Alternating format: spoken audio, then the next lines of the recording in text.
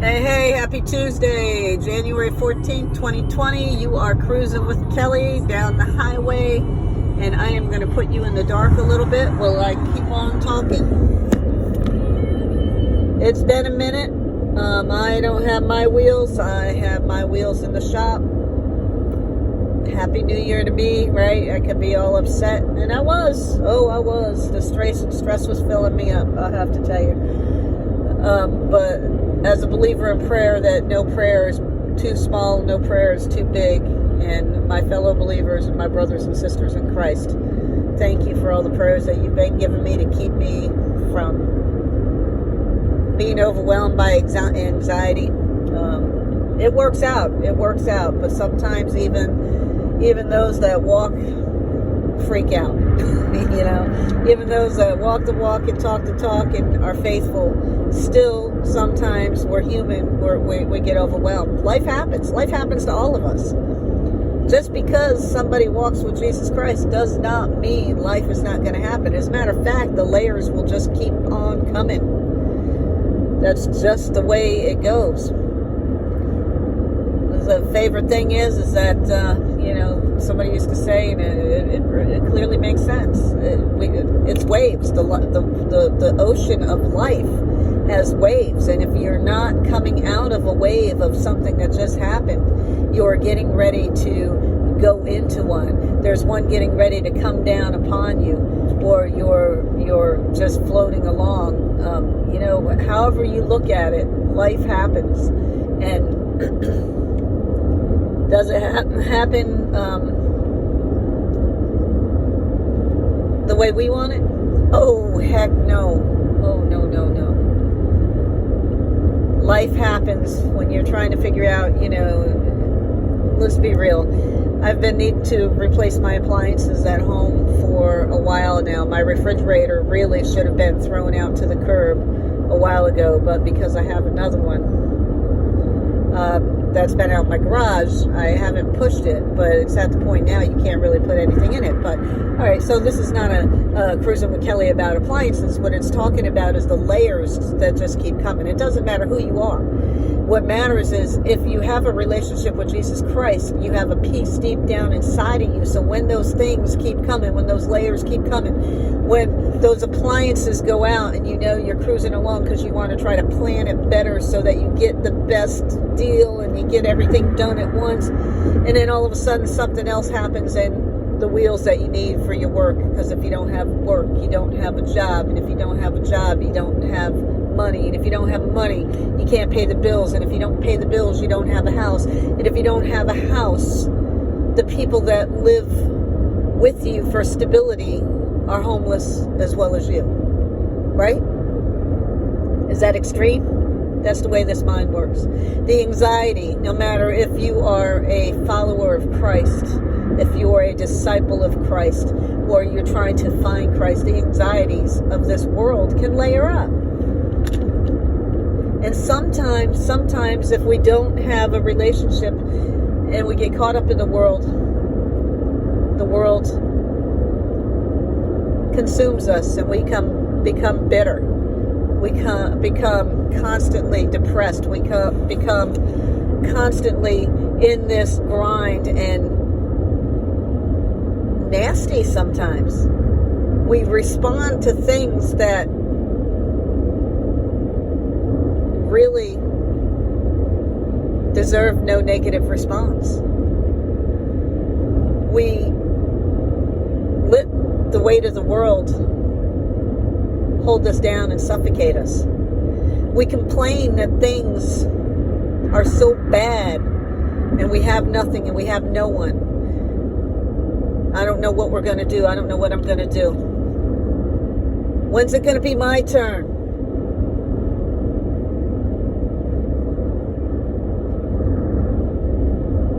Instead knowing and realizing and believing and purposing, forcing ourselves to get up on those days that we feel horrible, that we hate the world, that we hate everything, that the losses that we've already come to live through, are consuming us and holding us back. that we forget that the maker of the heavens of earth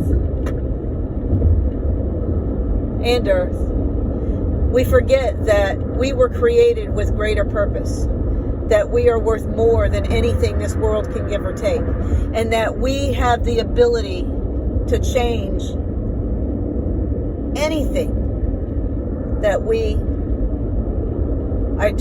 don't like. If our life is not filling us up, if our life is not allowing us joy, if our life is constant brokenness, what are we digging into, holding on to, and doing to change and help make positive growth start happening? Who are we surrounding ourselves with? Who are we believing in? What are we doing?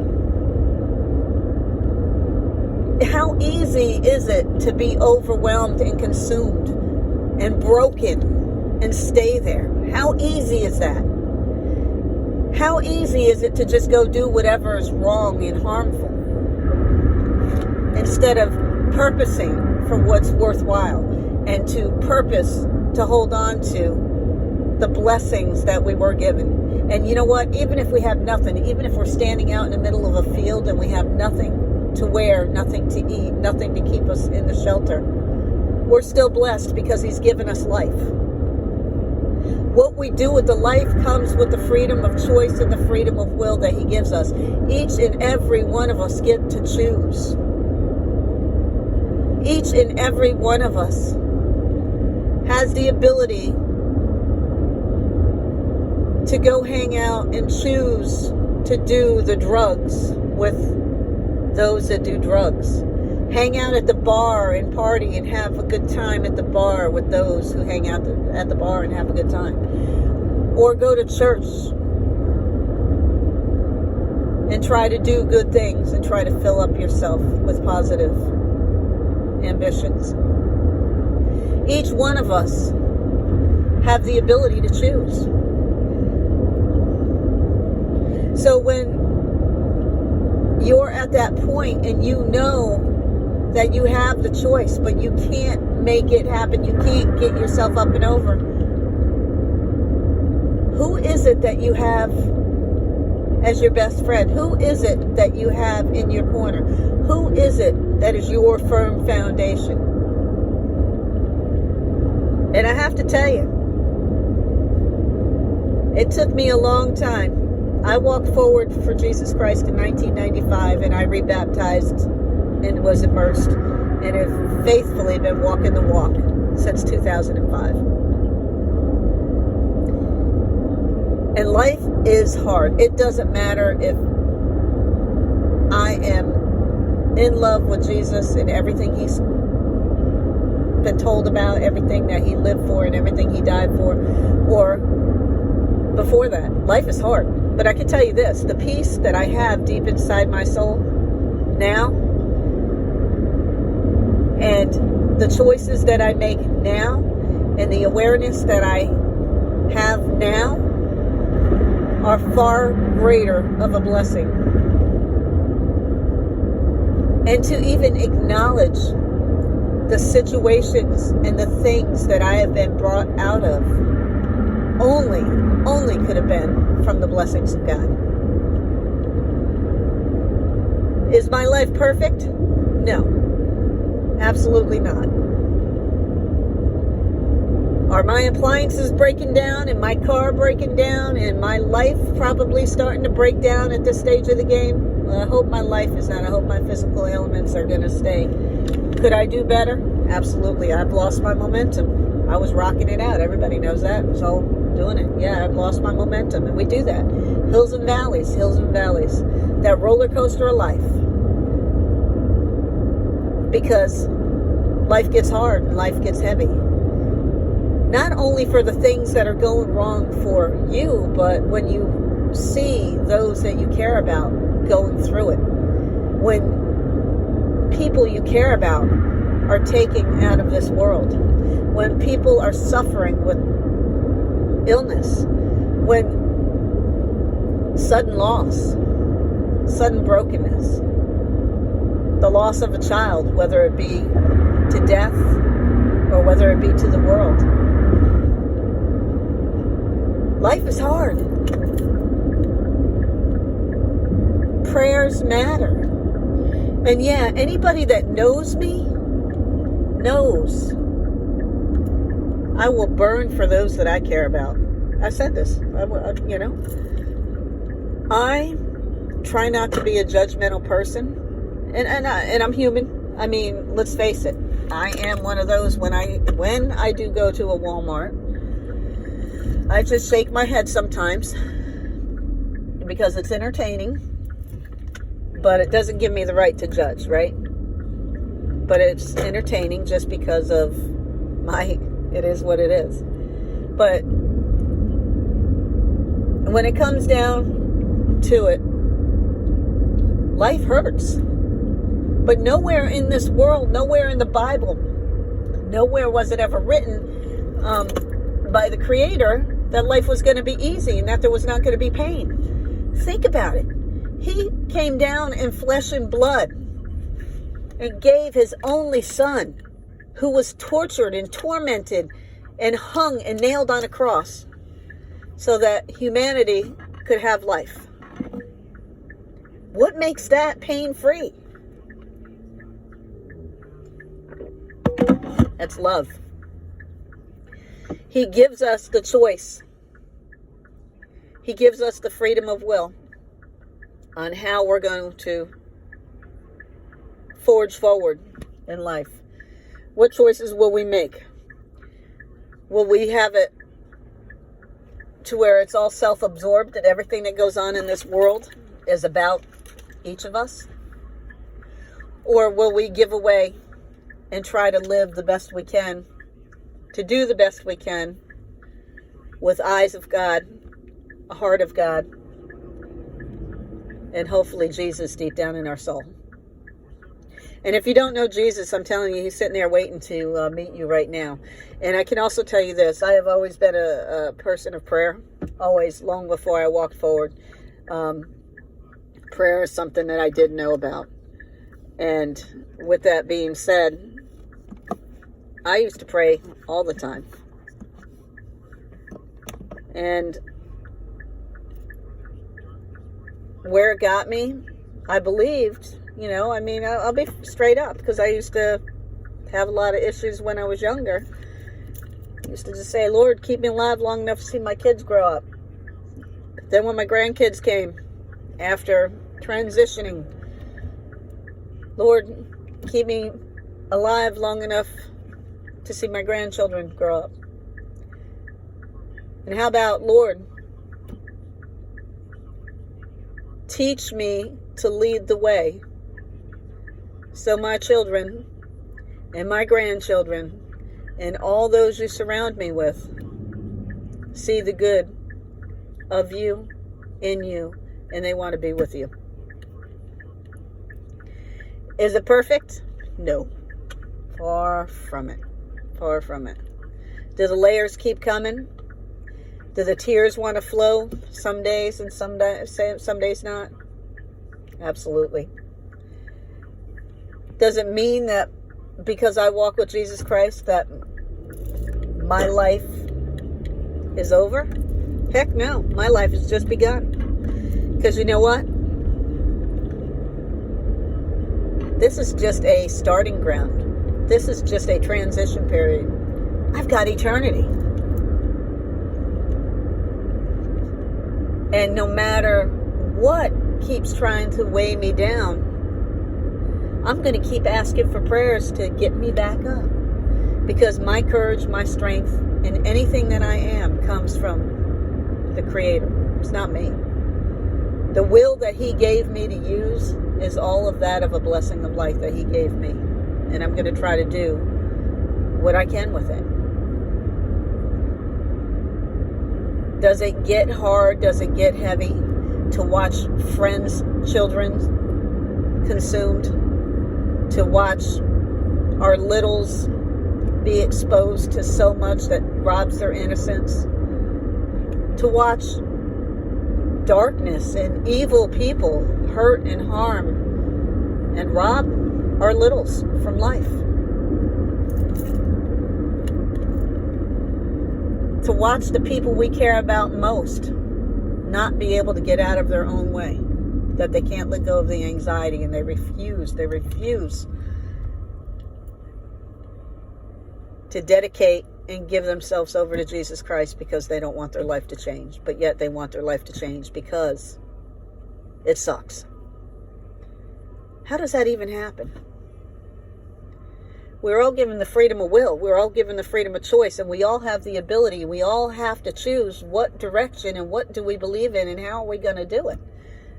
There's a lot of good people out there that don't believe in God. There's a lot of good people out there that don't know Jesus. I am sure that there's more people out there that know God that don't have a relationship with Jesus than there's not. But the world is not going to get any easier. It's not going to get any lighter. And it's not promised to be pain-free. And prayer matters. And you know, if you don't like what I say, you don't have to listen. And it's unfortunate that even some people that I've known for a long time, they've learned to tune me out. And I'm okay with that because they love me, I love them. It is what it is. But there's other people out there that I've known for a long time, and because of the heaviness in their life and because of all of what is being transpired, they're becoming bitter. They're becoming hateful. And unfortunately, sometimes, as one of the sayings of Speak Life say, sometimes you have to unfollow people in real life too. Not just on social media. I believe that every prayer matters. It doesn't matter if it's a catastrophe that we are seeing all around us, from natural to fires, all of that, all of the harm that is coming to living souls and beings that did not do anything wrong, whether it's fearfulness as our military is out there guarding and protecting and losing their lives. For what? For a country that more and more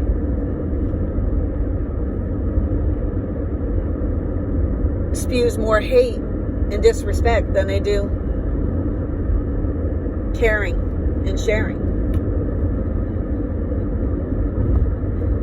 Or whether it's being, my car broke down and the anxiety overwhelms me at times when I was trying to figure out, what do I do? How do I do it?